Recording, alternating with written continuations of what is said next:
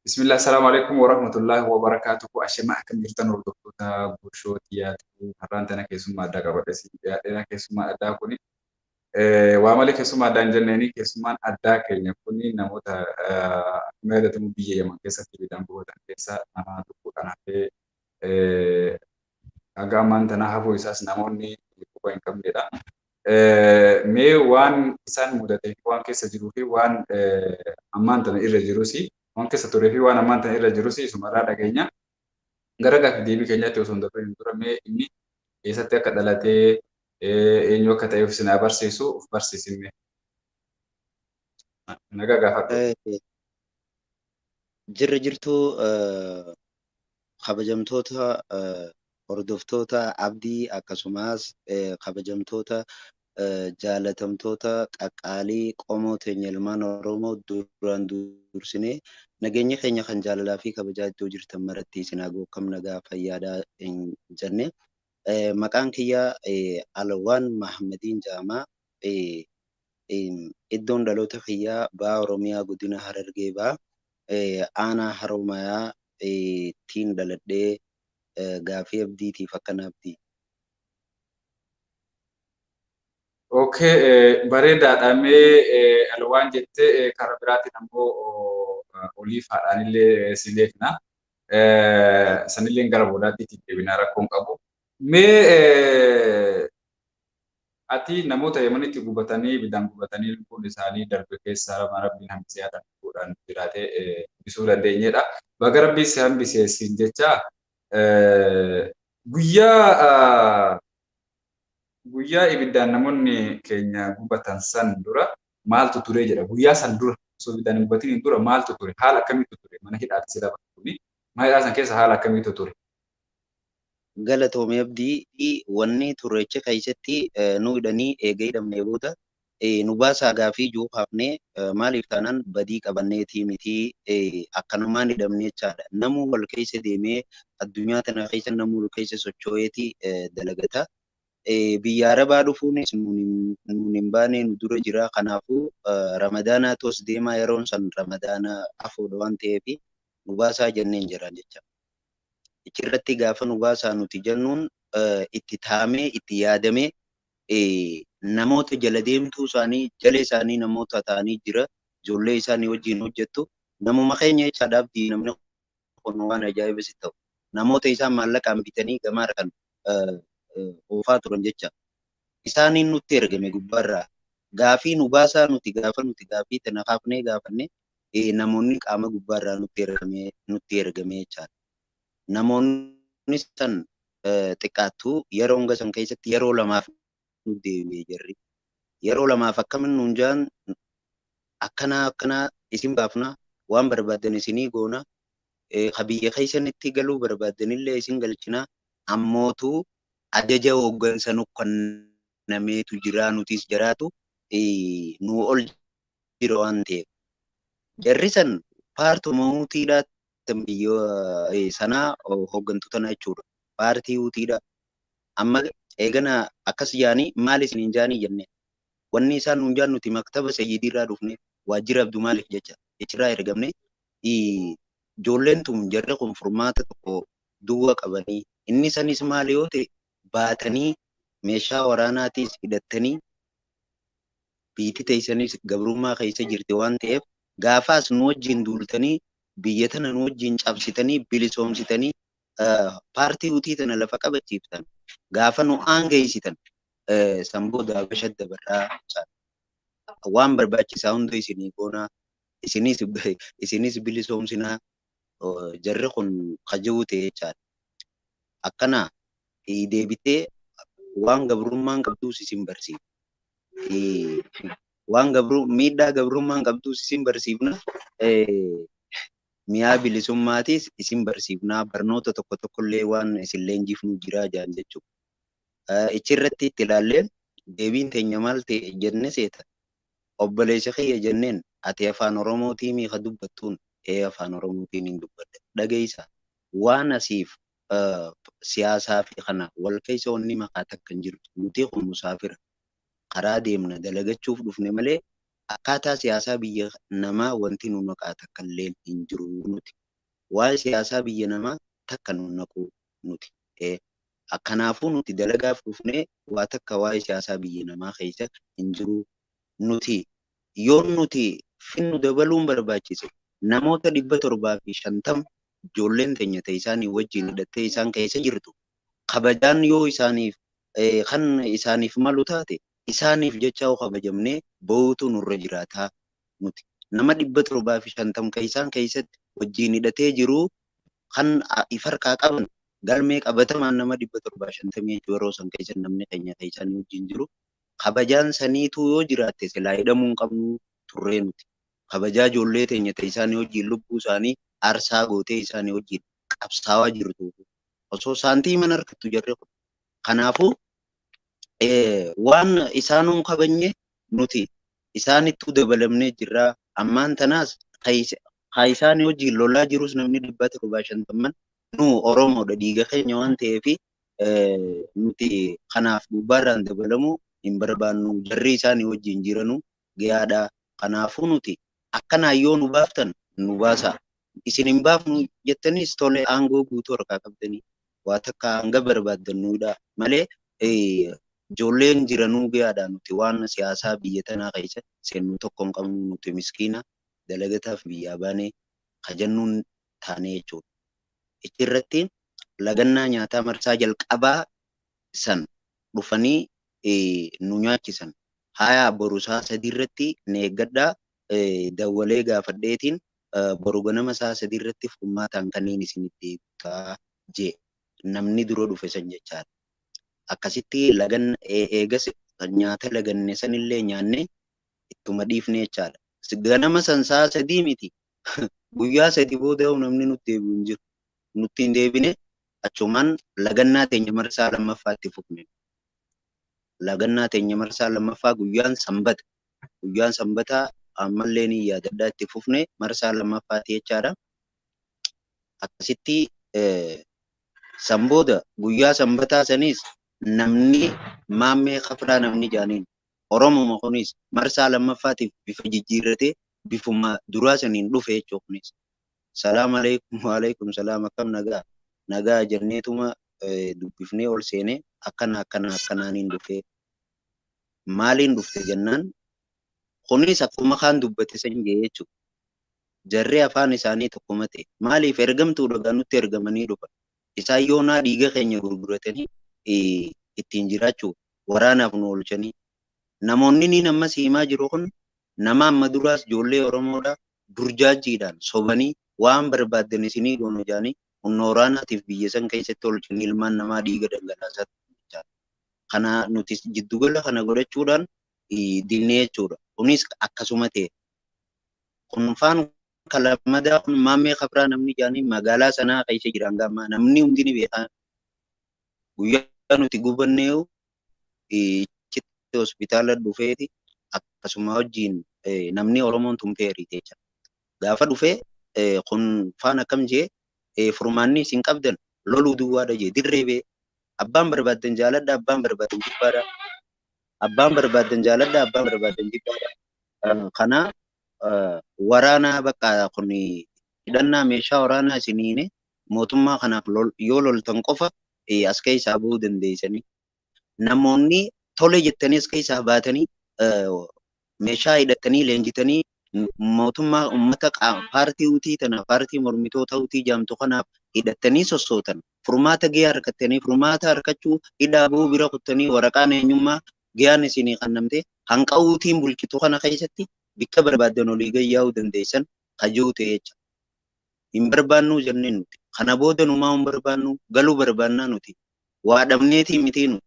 Abbaan barbaade biyya namaa addunyaalessa keessa olii gati yaa'ee dalagata. Biyya Arabaa dhufuun nuun hin baane Yaman dhufuun jecha. Kanaafuu hidhamnee akka nam tokkotti hidhamnee baga nuyi tana aangoo guddoodha qabdan. Kanaaf ammoo wanni haa duraan dhumeewu namni kan duraan waraanaaf olchitanii burjaajeessitanii fixu jirtanuu ulfina silaa jarrisan qabaatanii nutuu gubbaarraan dabalamnee ni dhabnu.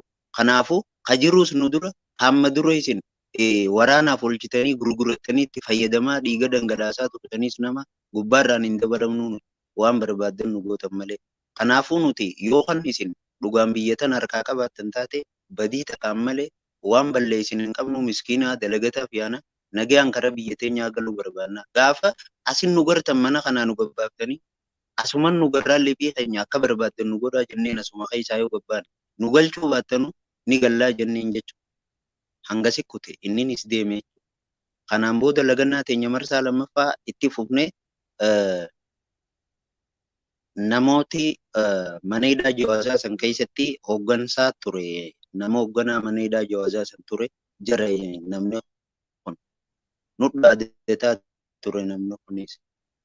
Akka barbaanne samiirraa hanga lafaa hanga samiitti hooggansaa hanga huutiin bulchitu keessatti nu qaba. Akka barbaanne singoona feenu misaa'ee nu gaafatu jiru. Ijee nu dhaadachaa ture namni kun qabi lafatti na akeekkachaa deema. Namni kunis akkana jechaadha. Jarri harka ol keessaa qabdi jarri. Guyyaa san gubaan nu taate malee guyyaa isaa eeggateetuma beelamni kun nu dhufe malee waan duraan itti yaadamee balaan kun waan jarri lafa jala itti yaadanii jiranii na fakkaata abdee. San booda guyyaa sanbataa lagannaa keenya marsaa lammaffaadhaaf itti fufnee guyyaa sanbataa galgala jechaadha. Akkasitti osoo hin nyaatin bullee ganama dhufan jecha jarri nyaadhaa jaan hin nyaannu. Maaliif hin nyaanne? Akkana isin baafnaa nuun hin jenne guyyaa sanbataatii fi guyyaa dilbataa keessatti isin baafnaa nuun jettani hin nyaannu. Badii takkaan malee sitti adamfamaa jirra. Ramadaanni soomanni dhufe nagaan biyya teenyatti galuu waan barbaannuufi hin nyaannee jenneen nuti jechaadha. Isinii beellama keenya nuun guutin. Akkasii itti dhiisaniiti gaddeebi'anii kaanii xiqqoo turanii qaama nageenyaa nama sadi nutti ol naqan. Askarootuma isaanii jecha. Gaafa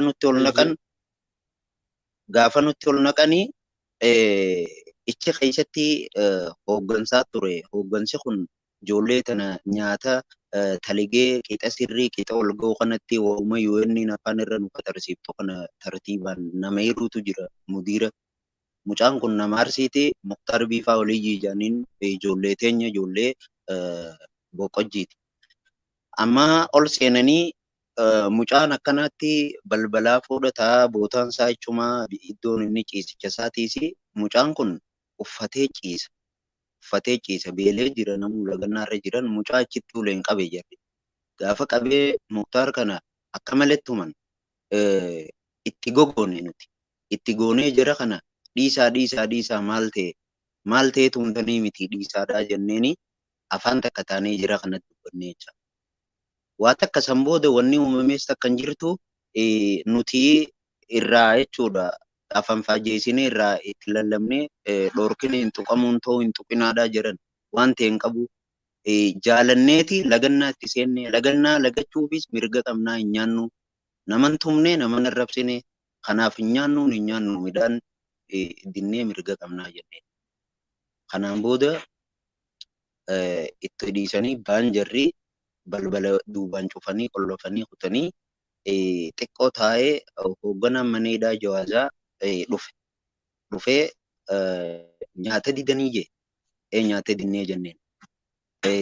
Quuftanii quufni isinirraan balaqee jira daqiiqa 30 qofanii ilaalaa yeroo isaa 6 laaqana isaan fidan ala dinnee jecha nyaannu ejjennootee nyaannu mirga qabnaa jecha daqiiqaa 30 qofanii eeggadhaa jee hoogganaan guddaan mana hidhaa Jawaasaa.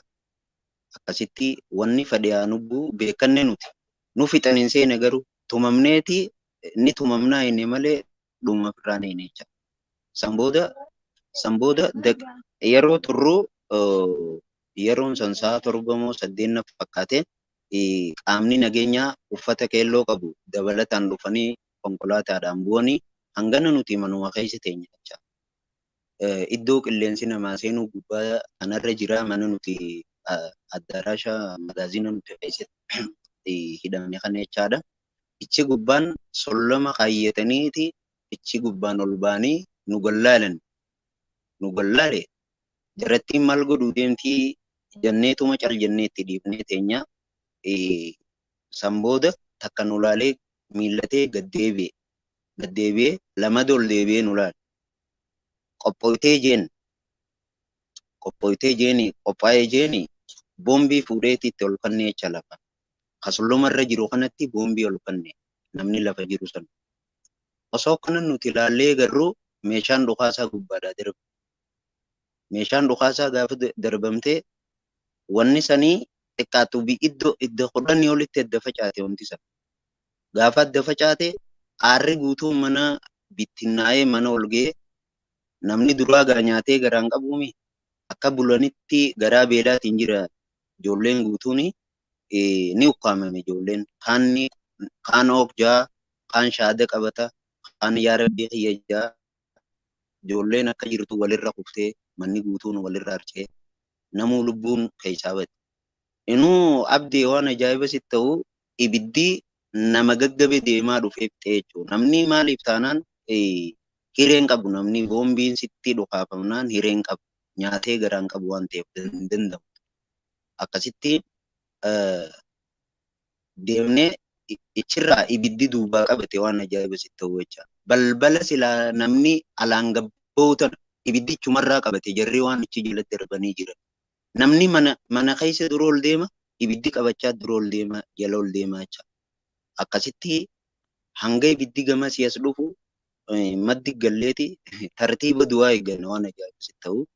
Ukkaamamnee waan taanu dhabnee shaadaa qabannee lafaan dheessan booda lafaan dhee hanga fageenya meetira takkaa irratti namni ol hin argu. Dhugaa dubbachuuf jecha. Hanga fageenya meetira takkaa irra namni ol hin argu. Ukkaamamee namni ukkaamamiin isaan du'ee jira namni dho'ee dimjee akka meeshaa waraanaan nama du'ee jira osoo ibiddi bira ta'e. Oowwaa fi ibiddaa fi aara waan sanirraa jecha. Wallahi wanti ati dubbachaa turte waan baay'ee garaa nama nyaatudha. Waan baay'ee miira addaa keessa nama galchuudha. Gaafilee ani si gaafachuudhaaf baase amma gaafii dutti na deebistee jirta. Ibidda sanii nuti namni waa lama ture yeroo san ka dhagaa turre maal seeti tokko namuma achi keessa jirutu akkuma mati jette kana darbee kan jedhu dhagaa turre kaan ammoo xiyyaarumatu iyyuu itti darbee kan jedhu dhagaa turre kana akka gaariitti nu qulqulleessitee jirta. Isin warra lubbuudhaan hafe kana hamma tahe bahuudhaaf maaltu furmaata isinii godhee akkamitti lubbuun keessan kun bahee har'a nu dubbisuu dandeesse? Leesira ibiddi filaa balbalarraa ni ka'ee balbalarraa namni du'ee dubbatu achi ol gubachaa dhufe jettee jirta. Kan biraa isin akkamitti lubbuun keessan hafuu danda'ee kan jedhu hanguma sanuu silaa waan kana kan hojjete qaama mootummaatii waan ta'eefu hanguma lubbuun keessan bahu kanaafu maaltu akkamitti isinii birmatamee yaada jedhamee kanarratti hamma ta'e nu kaasa. Wallahi daawwattoonni keenya namoonni waan kana daawwatan hundinuu dhiifama nuu ta'a. Wallahi waan rabbiin dalagu as keessatti abbaan fedheeyuu hin beeku jecha jarana dhugaa rabbii. Akkaataan nuticha keessaa itti baane abdii wallahi waan nama lafee namaa keessaa lafee namaa nu gubatee adda qabanii gaafa dhaabbanni IOM International Immigration kun jecha dhaabbanni godaansa addunyaa gaafa ni baafna jaanii dhufanii jarri kun dhorkan jecha jiran. Ijoollee tana lubbuu baraarra jaaniiti jarri nu gube kun dhorkanii biyya teenyatti hanga nuti bulchinu kana keessatti taayitaa fi aangoo nu qabaa magaalaa sanaa kana keessa jaanii jara ari'an jechuun meeshaa gurguddoo dandaarratanii akka nu darbameen jechaadha abdii waan ajaa'iba sitti ta'u. Naannoon maneedhaa Jawaazaa meeshaa gurguddaadhaan marfameeti akka namni tokko nuuf hin dirman akka lammiileen teenyallee dhuftee reeffa sanillee ijaan hin laallanneef itti yaadamee marfamee jecha akkaataa ibiddi san darbameen. Eegana jarri gaafa deemanii dhorkamanii deemanii jarri abdii kutatanii makiinaa oksijiinii fi bishaanii gaafa dhufu ari'anii dhorkan boo jarri deemanii fagaatanii eega jarri deemanii daqiiqa 30 turanii as deebi'aa kottaadhaa reeffa baasaadhaa kottaa lafee guuraadhaa jaanii as deebi'isan itti dawwalanii jecha. waan si dinqu akkasi jarree eega deebi'ee booda wallaahi lafee namaa ana yeroo hospitaala nana kan tuuttaa tokkoon qaba jaakketii jechaadha. Foon namaati wajjin irraa maqaa isaan baasan. Foon namaa nama narra baqee gubatee jechaadha abdii. Waan ajaa'iba si ta'u.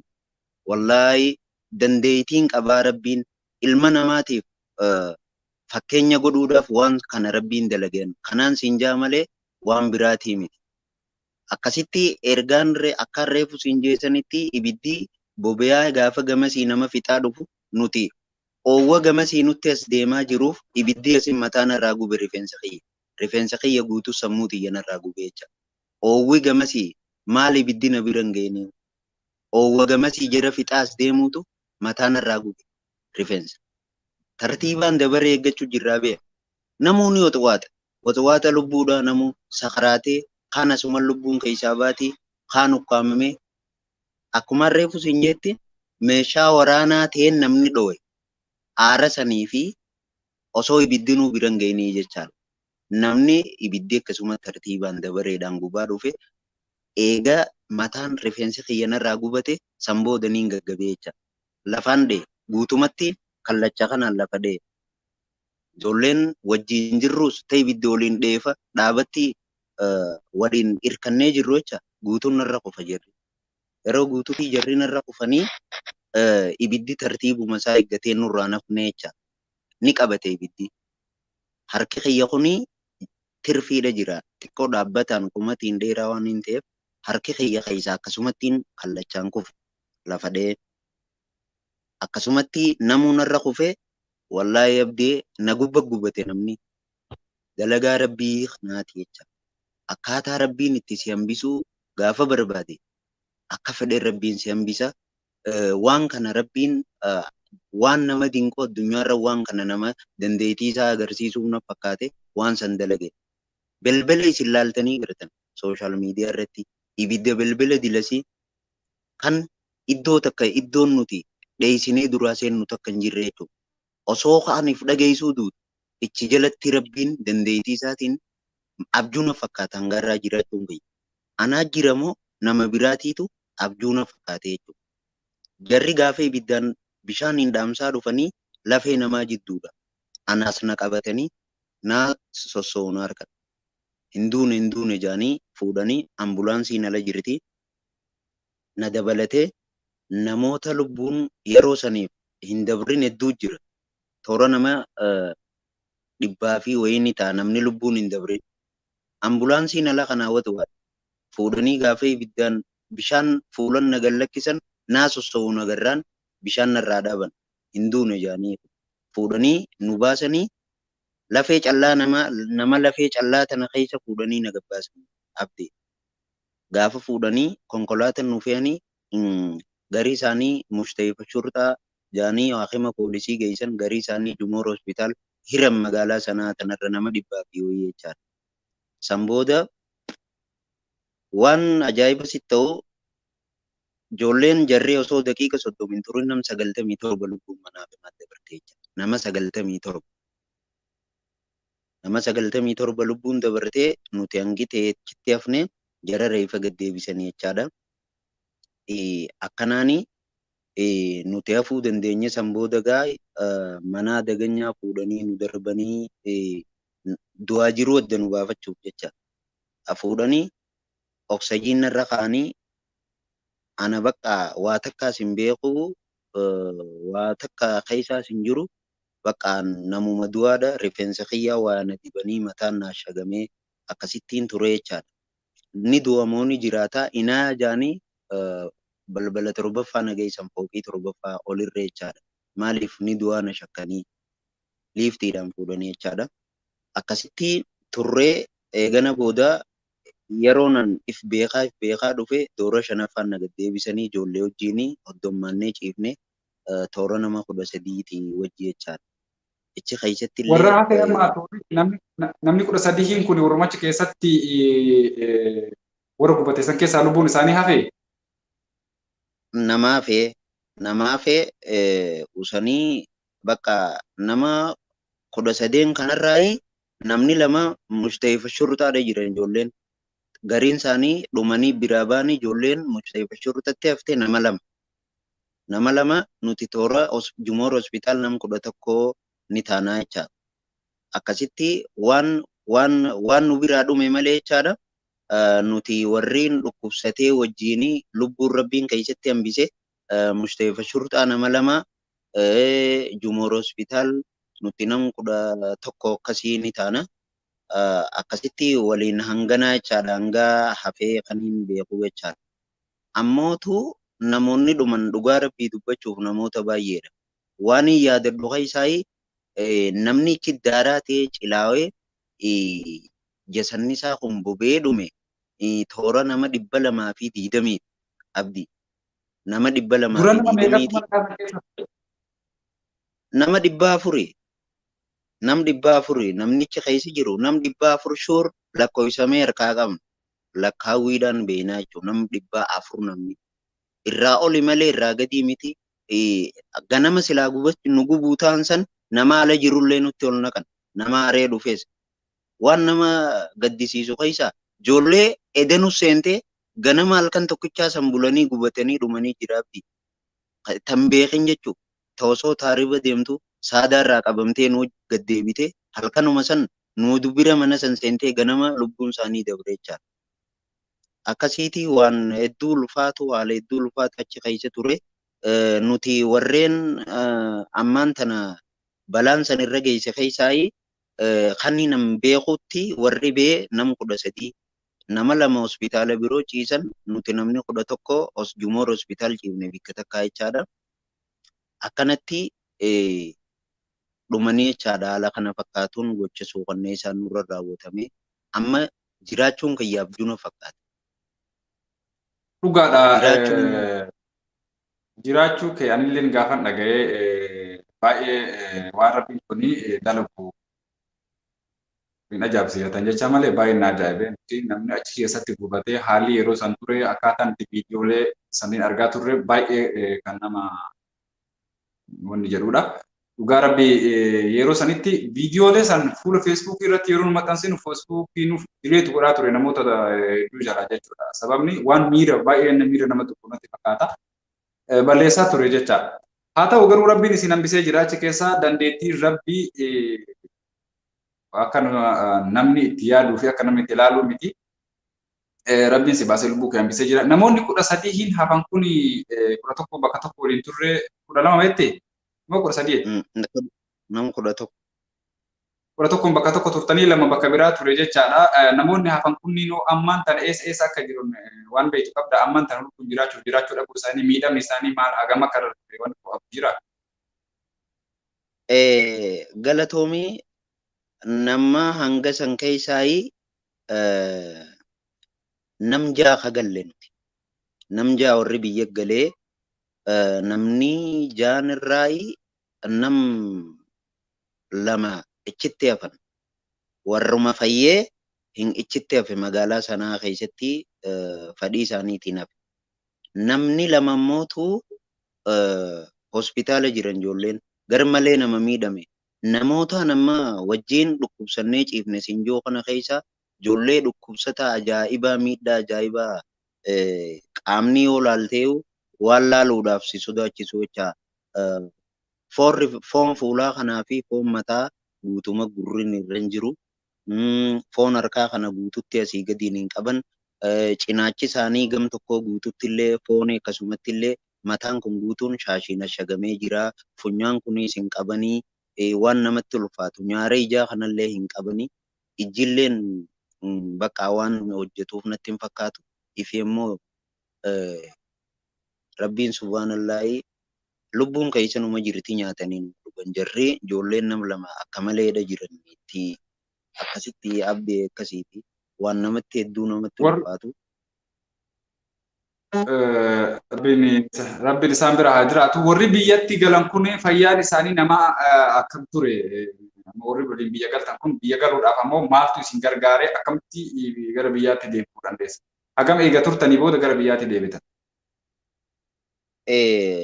Inshallah Jumoor hospitaal ji'a 4 yoo xiqqaate ji'a 4 inni si ga'eera Jumoor hospitaal ciisuun keenya eegana deebi'anii Jumoor hospitaalii baanee Jumoor hospitaalii eega baaneesi mana tokko iddoo kiraa nu kireessanii nuti waan if jiraachisuu hin dandeenyeef waliin nu qabanii ichi keessaa namoonni fayyanii fayyaan isaanii laayyoo tiistii jira. Ichi keessatti warra hanga beekeessaa amma madaan tiyyaan baay'ee natti gadiin na gubate harka kiyyaa dafee dandamachuu hin dandeenye an hospitaalatti illee shaashumaan ture eegaan bee shaashumaaniin ture Jumoor hospitaal sanitti dhiibbaa uumaniin nu baasan namnummaan Oromoodha jechaadha. Baadhaa maaf ciisaa oltanii nuti ammoo achii turre nu wayya ture ichitti namni Oromoolleen takka takka waan nu bu'aatanillee nu gargaarite jechaadha. Ichi dhufanii harabbi sodaatu waan isarra bu'eessanii walakkaallee hambifatu waan tokko tokko bishaanillee taatu nu bitaa turanii ni ciifnallee asumaan nu wayya jenne jarri dirqiin nu baasanii jechaadha. Eega baanetti mana kiraa tokko nu kireessanii ichuma gaa nyaatan dhabnu silaa nyaatan nu godhanii gargaarsi namoonni buusuus kallattii garaagaraa jararra bu'u jecha nutis tanaataniitti wanni fayyadamnu nyaatuma harkan nyaata akkasiin ji'a sadii xumurree chittiis ji'a sadii irratti furmaanni galaa kun nu dhufe iddoo nuufinee jibbineetti yaa rabbi jenne gallee baqqaatii kana kan nu godhe rabbiin gaditti dhaabbata baqattoota addunyaati. Tokko waan kana keessan kan tokko qaamni tokko takkaan nama harkaa waan kana keessan qabu jecha dhaabbata baqattoota addunyaati. Fadhii teenya irratti hundaa'uudha. Yaa nu galchaa biyya teenyatti. Okay, mee amma asiin deebinaa amma kana egaa kaasnee wantichi yeroo dheeraas fudhannee mallee irra deebinee kaasuu dandeenya waan kana gabaabumatti kaasuu hin dandeenyu. Mee haalli fayyaa keetii amma maalirra jira? Bakki ati miidhamteen eessa qaama kee kanarraa bakki ati miidhamteen eessa akkasumas immoo haalli fayyaa keetii yaalamtee hamma xumuraatti yaalamtee yaala kana si gaheera jedhamee waan dhaabde qabdamoo waan yaalamaa jiramoo waan hundi si daangessee jira. Kana sirriitti adda nu baasii miidhama keellee bakka mul'achuudhaaf tolu daawwattoota keenyaaf agarsiisuu dandeessa. Waa'ee fayyaa keetii irraa haasofna amma. Galatoomii Abdii ichitti illee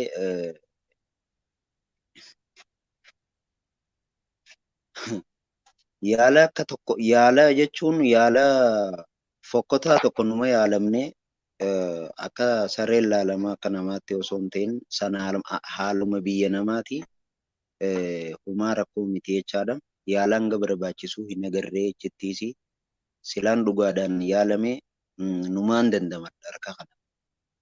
Ammootu yaala hin harkanne harka kiyyaas gubaan isaa sirriitti gadiin na gubate doktoroonni illee ilaalanii turanii rabbiitu nu oolche malee haa muramullee jaanii nayyamuu fi nayyamamaan taaniin hin dide jechaadha. Maaliif miidhaa yeroo sanii yeroo laale inni nu akkuma si jechisiisu isa san yeroo laalte jechuudha akka gizeessaniitii fi muramuu miti du'allee biyyuma tiyyattiin du'aan jeen muramuu miti yoo lubbuun dabre malee muramuu hin ayyamu fadhuwaa ifiin irraa ba'u malee jeetiin didee jechaadha. Kanaan boodatti kaaneen nu galchanii dhaabbanni godaantota addunyaa gama biyyaa kaaneen nu galchanii eega nu galchaniin boodatti jechaadha ni galle biyyatti. Madaan sanati inumana irraa qoore garuutu harki naan socho'u.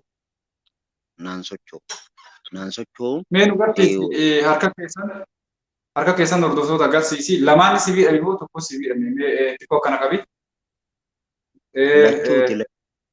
Tokkoon amma kun fakkeenyaaf bitaadha jechaadha Abdee. Bitaadha akkuma laaltee harkitu kanatti akkanatti hafe jechaadha. Kun akkuma laaltee gara tokkotti akkanatti hafe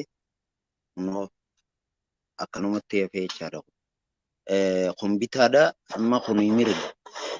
Amma kun mirga jechaadha amma kun mirga amma kun mirga. Mirga waan hin akkana qabu waan hin akkana qabu waan hin qabu waan an qabu sababiin isaa hiddi kun hundinuu hidhamee jira gadi gammadaa'e gadi gaggubatee jechaadha. Kan ammaati garte kun hundi foonii jechaadha. Amma dura hin qoorre madaanuu isaanii. Amma gaa sadarkaa kanarraan jira kunfaan hedduu na miidhame kun hanganaa wanta hin jiru jechaadha. Waa takka naan godhu akkanatti hafee jira jechuudha.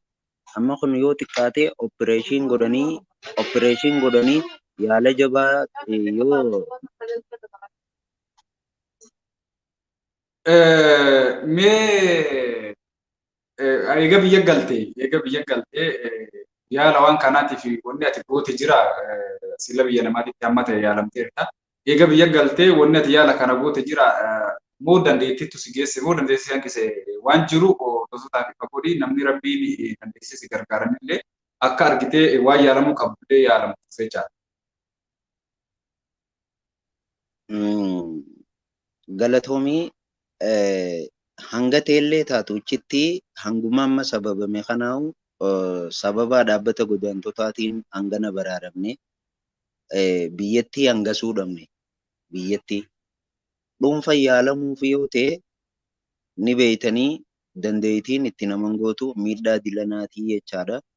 Akka harkitee jirtu kanatti amma lafeen gubbaarraa tun jechaadha abdee lafeen tanaatu asiin keessa kanaan gabbee jechala. Beeytee waliin beeytee tatullattee baate tun lafee gubbaa tanarra jirtu tanaatu asiin dhiibatee hidhamee jira guutumaan guutuu tajaajilan kan asitti hidhamee jira. Lafee gubbaatu asiin dhiibee miidhaa gubbaa ibiddina gubeen jechaadha.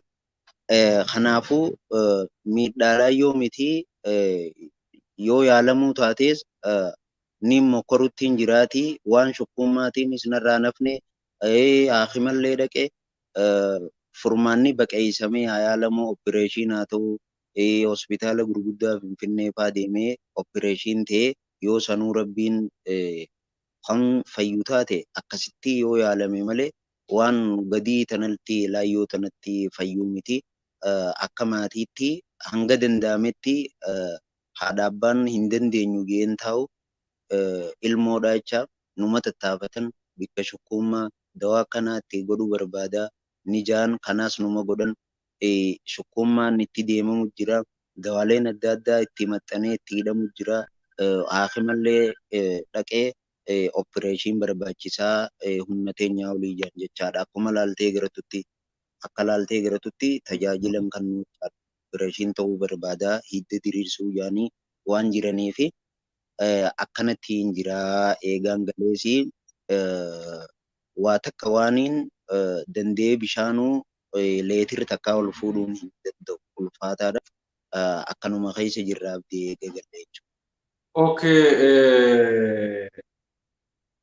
namni agana gubatee agana yookaan qaamni isaa miidhamee agamattee waa ol fuudhuu dhiisi namni gaafa wanti kun ol fudhuu argitee fayyaa tanaaf bakka keessa jirutu beeka. Uummata Oromootiin kan namni kun nama sadarkaa isin argitan keessaa rabbi isa hambisee isin keessatti as deebisee afaan Oromoo isin dubbataa jiru afaan keessan isin deemaa jiru. Nama kana rakkoo isaatiif bakka dandeettii isin dhaabbadha kan jedhanillee asin kan jechuun barbaada. Kanatti aansuun ammoo maal isin jechuu barbaada seetee mee miidhama hagana ga'u kana miidhamtanii gaafa biyya san jirtanis miidiyaan isin dubbise jira. Akkasumas immoo eega biyya deemtanii ammoo eega biyya galtanii keessatti namni waan akkanas dubbisee rakkoo kana keessa turtee baga rabbiin si baatee jedhee waa'ee kee kana ibsa uummataaf godhuu yaade jira. Abdii dhagee waaniin dhiifama nu godha hordoftoonni keenya ilmaan Oromoo qaalii fi jaalatamoo abdii bar nuti jechuudha nu gaafachuu dhiisee jechaadha waan jarasanii namni kaasan jiru. Nama dhibbaan gasii kadhume san lubbuun nama sadiitu har'aan tanatti waan jechaadha. Lubbuun nama dila saniitu namni gaafatan jiru. Waan takka ni feetanii dhiisiitu ni hidhame abdii waan ajaa'iba si ta'u anaa akkana jiruutu hidhame. Siintuu neengochiise yeroon xayyaara irraa bu'u anaa akkana jiruu hin hidhame. Kun maaliif maan uggalanii maan dhuminaadhaa warree hafees waan juuna fakkaata garuu nu gaafachuun intervii nu godhuun dhimma keenya nu ilaaluun waan guddaa gaafa gaafa bar jaalatamne namummaa guunne akka sabaattis namummaa guunnee namni wanta ta'e gaafatamna. Inumaan ni hidhameen siin jee akkana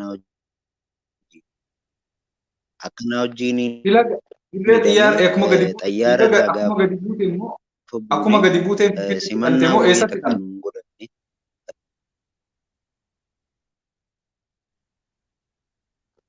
Marmaraa nu godhan boolettii jarree sarootiin dhuftee koronaa vaayirasii marmaraa maarjaanii nu godhanii ija hin taaneen nu laalte jarree federaal poolisiin ija hin taane ija lammummaatiin osoo hin ta'in ija diinummaatiin ilaalamne jecha buufata xiyyaaraa boolee addunyaa gaafa buunu waan balfisiisaan nurra raawwatame ija hin taaneen nu laalanii wallaahi guyyaa saniin Itoophiyummaa kiyyeef jibbeen.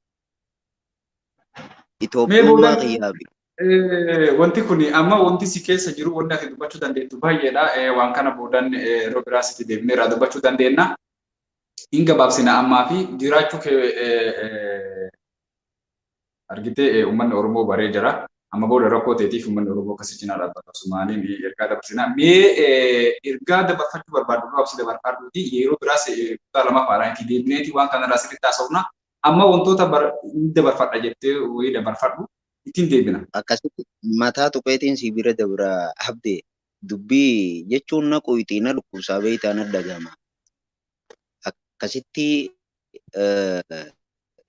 jarrinis kaayijan taaneen nu laalan sanbooda ni deemnee ichi akka itti baanettuu ni baanee maraammaramnee yeroon gaddeemu magaalaa Adaamaatti hoteela wayii tokko aara galfiidhaaf seennee gaafa seennee osoo waa nyaataa jirru huccuu siviilii hayyatee na cinaa ta'a. Namni kun miseensa poolisiitiin fakkaatee hooggansa wayii qaban fakkaata. Ichuma booda deebi'ee poolisoota na fidee jecha. Gaafa poolisiin namaa si barbaade eenyu ana si'ee gaafaan gabbuu nama furii balbalaa afoo jira jirrini qabanii waajjira poolisiin na darbanii maal tokko na si godhee jaan jecha. Onnee miiraaniin itti dubbaddeeni sodaa tokko osoo hin qabin ajjeesan jee dhugaa rabbii na dhagaameetti maal torka kana kana si godhe gaafa jaanii seenaa kiyya gaafaan itti himu booyuudhaan hafee namoota dhibbaan gasiisan keessaa lubbuun hafee gaafaan gammachuun faanta hottee tiyyaan Oromiyaa irree jechuudhaaf gammachuun na jirutti gaafaanan simannaa barbaadutti gaafaanan mooraalii tiyya na jajjabeessuu barbaaduttiin an guyyaan Oromiyaa irra hottee tiyyaan lubbuun hafee jedhe mana hidhaatti sa'a takkaa olii fidame jecha. Gaafa na qoratan ifi gaabban jarri na laalanii ifi gaabban akkaanan ta'e miseensa shanee naan jaan shanee akkana si godhu shanee keessa rukutamtee dhuftee basaasaaf dhuftee naan jaan jecha. Eegana san hundaa hojiin irra ga'anii gaafa na qoratan miira kiyya booyuun niin booye anaa dubbii dadhabee jecha komaandarticha biratti akkaataan an keessaa galee fi waan na mudate kana yeroo laalu niin booye guyyaa san Itoophiyummaa kiyyaaniif jibbee. Akkasitti haa ta'uutii turtii isaa takkaatiin booda na baasanii akkasittiin galeen siin jaabdee keenya. Okay. Wallahi nama dhibaa anillee nama narfate. Waan akkanaatu jira jenneeti miti. Haa ta'u garuu wanni nama mudate hunduyyuu argitee lubbuudhaan gaafa jiraattee waan hedduu argite. Gurraan achi keessatti lubbuun isaanii darbee eenyummaan isaanii wallaalame suni eenyu maatiin isaanii ebalu keenyatu achi keessatti gubate jedhanii himuun kanneen amanuu dadhaban jechuudha. Yookaan gala jedhanii eegu. Namoota achi keessa jiran san guututti akkaataa isaan awwaalamu. Wanni hedduun waan nama dhibaatii garuu rabbiin achi keessaa si hambiseetiin sadarkaa haadha jirtu kanaan si ga'ee ama booda rabbiin argitee fayyaate hamma Afrikaanillee rabbiin si hafeessu siin jenna. Wanni guddaan rabbiin anuma galateeffadhaa jedhe wamma ta'e hundaafuu gubaa ibiddaa san bira yoo as tartee hidhaanumaa waan nama hin godhu. Caalatti achi keessaa safuu guddaadha wanni guddaan achi keessaa safuudha. Itti deebinee yeroo biraallee carraa kana wanni waan ajaa'iba si ta'u gaafileen an si baasee si gaafachuu barbaadee fi wanni ati achi as dubbattu walitti hin dhufu. Wanni ati keessa turtee fi wanni ani itti yaadee si gaafachuu barbaade walitti hin dhufu si galee Kanaafuu akka itti qophaa'etti miti akka itti naa ibsite waan keessa turtirraa waan ta'eef garagara jechaadha. Hundumaafuu ammallee ittiin deebina kutaa lamaffaa goonee yeroo biraas itti deebina. Hordoftoota keenyaa nama kana fayyaan isaa kana suuraa gaafa inni fayyaa qabus viidiyoo kanarratti kan argitu. Har'a gaafa fayyaa hin qabnes ni argitu. Namni kuni nama lubbuudhaan jiraatee dubbachuu danda'u ta'ee nutti as ba'ee jira. Hojjetachuu haa dhabuu akka gaariitti socho'uu haa dhabuu malee lubbuudhaan jiraatee rabbi isaan isa jira. Nama rabbiin gaafa sanaan isa nama amma dandeettiin gargaaree bira dhaabanne waan inni barbaadu hundaa goonuu fi yaala isaas akka yaalameetiin hamma ta'e tokkotti waan barbaachisu mana yaalaa irraa argatu goonaa rabbiin hambisee jira. Egaa rabbiin hambisee nama kana jira dhaabbachuun dirqama Oromummaati. Kanaafuu kan maal isin jenna yeroo biraas kutaa lamaffaadhaa walitti deebina. Hamma kutaa lamaffaa walitti deebinutti viidiyoo kana namni argite ka waan gootu dhabde ka waan kennitu dhabdellee sheer gochuudhaan wal biraan gahee dhaamsa keenya. Obboleessa keenya atillee si deebine yeroo biraas dubbinaa rabbiin baqachirraa si hambisee asitti si gaheen siin jechuu barbaada deebina.